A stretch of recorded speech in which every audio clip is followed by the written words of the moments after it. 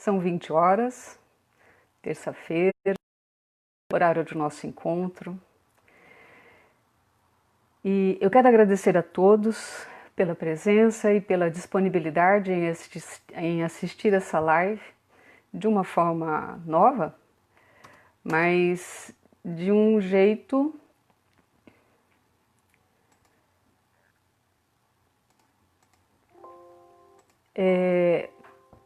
que a gente se mantenha em conexão e nos mantenhamos também em conexão com a espiritualidade que nos assiste há tantos anos. Depois dessa mensagem, nós vamos fazer uma vibração positiva a todos os necessitados. O tema da mensagem de hoje é imperfeitos, mas úteis.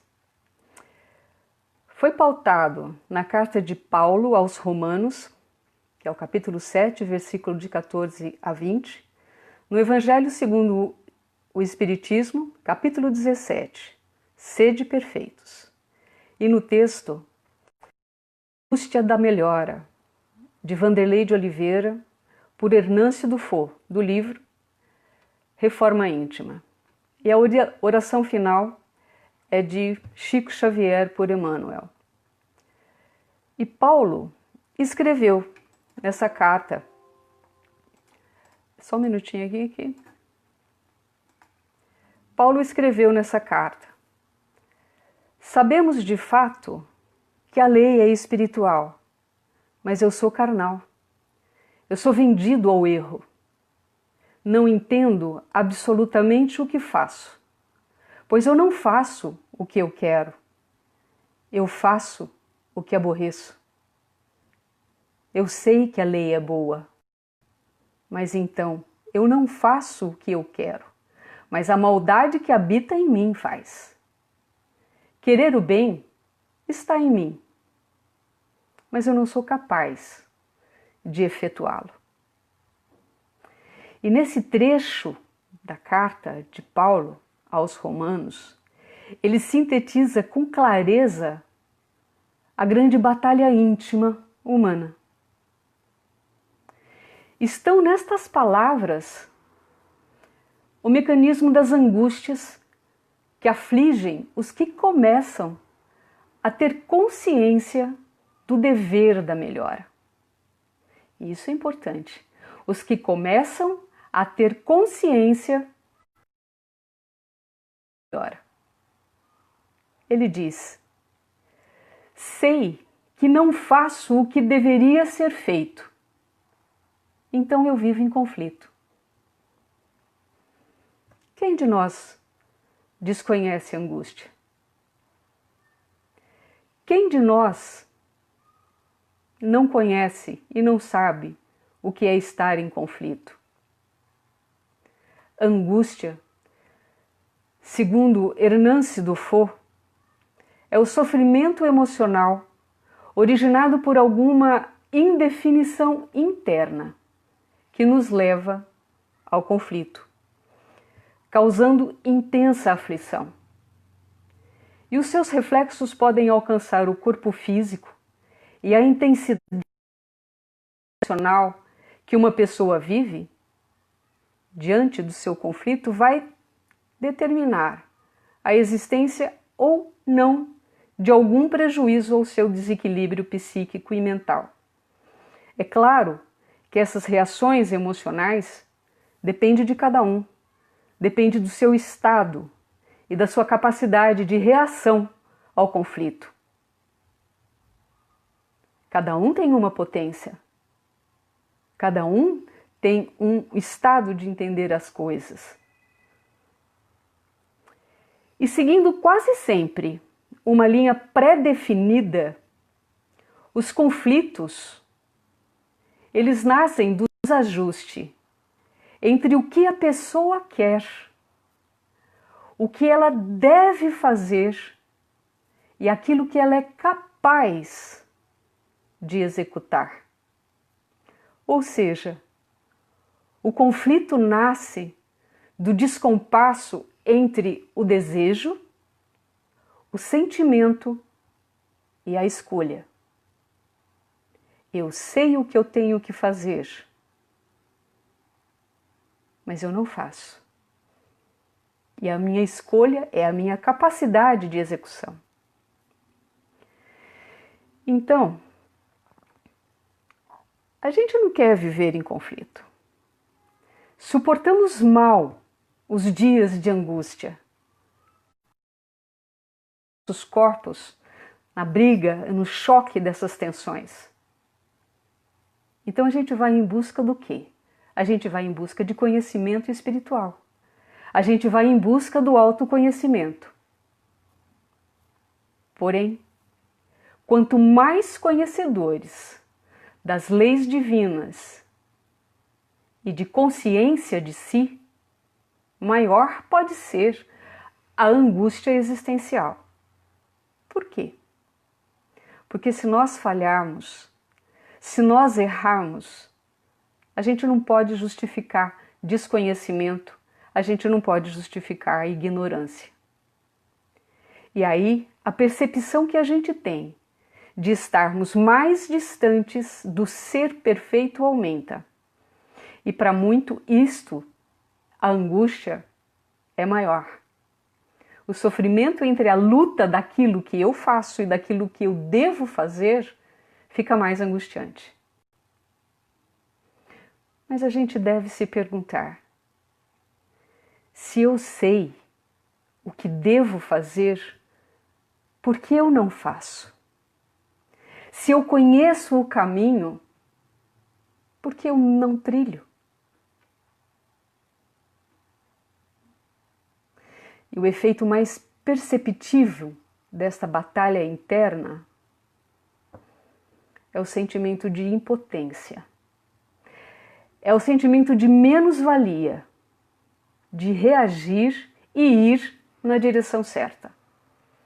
A impotência leva ao sentimento de indignidade.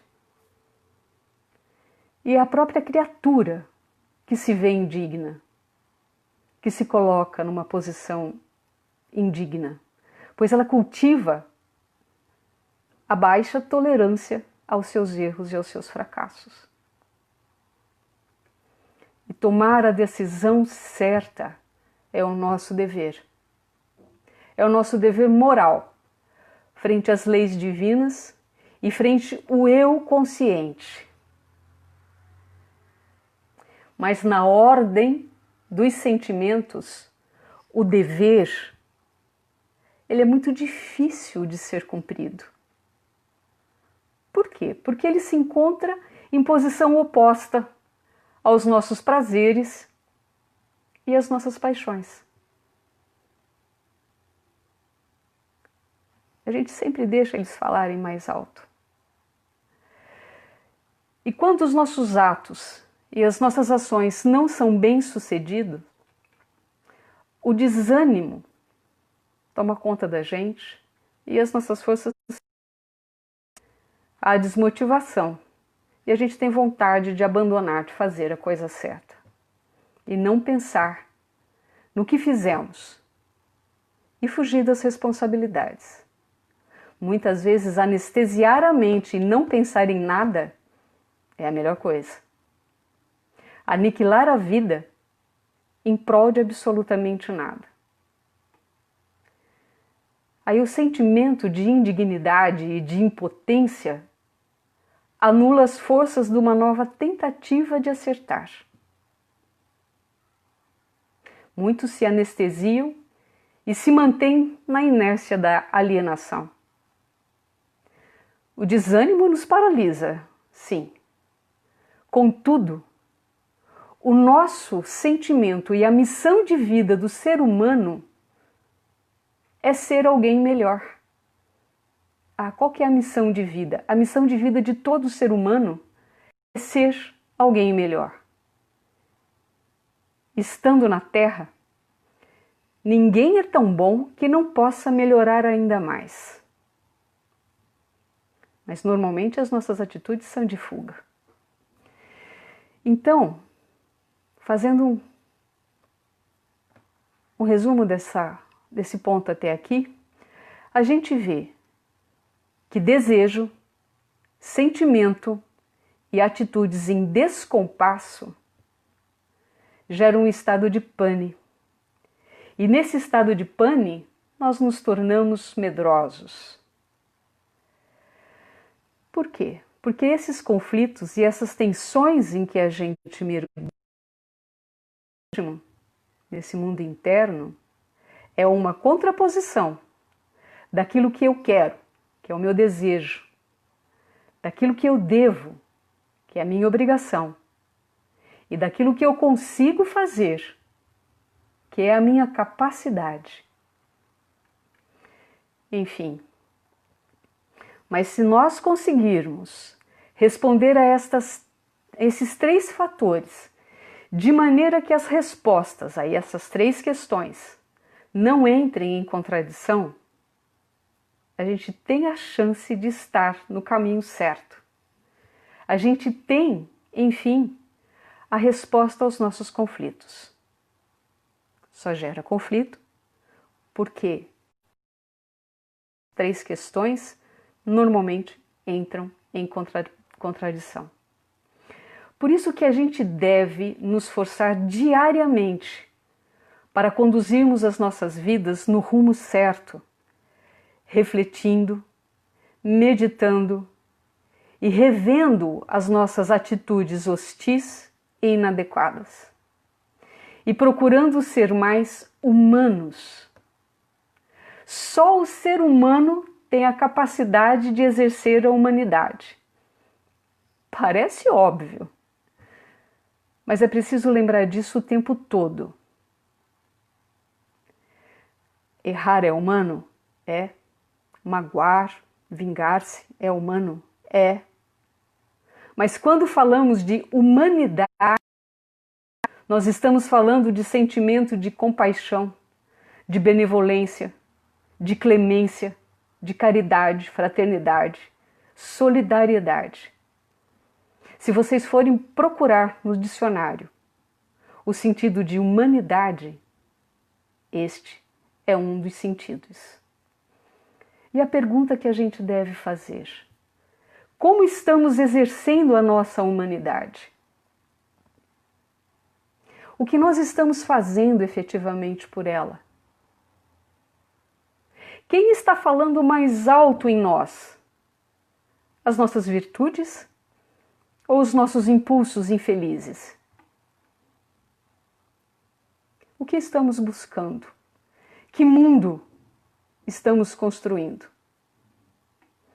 De certo que não queremos agir como agimos em muitas ocasiões, considerando que temos conhecimento da lei divina e já passamos por muitas experiências. Contudo, quase sempre tropeçamos. Quase sempre recorremos aos velhos hábitos com as questões da vida. Eu erro. Você erra. Nós erramos. Mas para continuar andando, é preciso se perdoar e perdoar o outro. E se perdoar não for possível, que tal a gente tentar, começando a compreender o outro, tentando compreender a visão do outro. É preciso entender que sem esforço e sem ajuda, não se mantém forças para seguir em marcha a direção certa. É preciso reconhecer os nossos desejos perturbadores e os nossos impulsos infelizes para fazer com que eles não tenham tanto peso nas nossas escolhas e nas nossas... Sabemos sim que somos imperfeitos, contudo úteis, pois depende de nós, de cada um, o melhoramento da vida. Somos testados e desafiados diariamente e só depende de nós melhorarmos os nossos sentimentos. Assim, meus amigos, é preciso se perguntar: o que eu posso fazer por mim hoje para potencializar as minhas virtudes. Potencializar as virtudes que existem em cada um. E diminuir a presença dos nossos impulsos infelizes.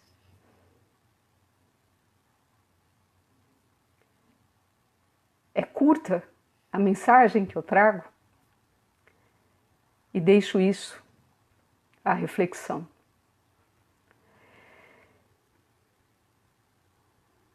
E agora, eu gostaria de ler um texto de Chico Xavier, descrito por Emmanuel,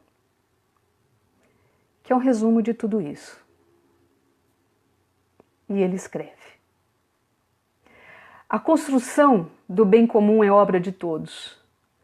Todos necessitamos trabalhar no sentido de aprender e construir, auxiliando os companheiros esclarecidos para que se tornem mais fiéis à execução dos nobres compromissos que abraçam, os valorosos para que não desçam ao desânimo, os retos para que não se transviem, os tristes para que se consolem, os fracos para que se fortaleçam, os desequilibrados para que se recomponham, os grandes devedores para que descubram a trilha da solução aos problemas em que se oneram.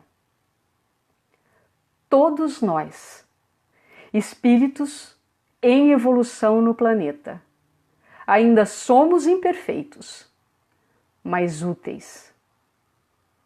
Só depende de nós.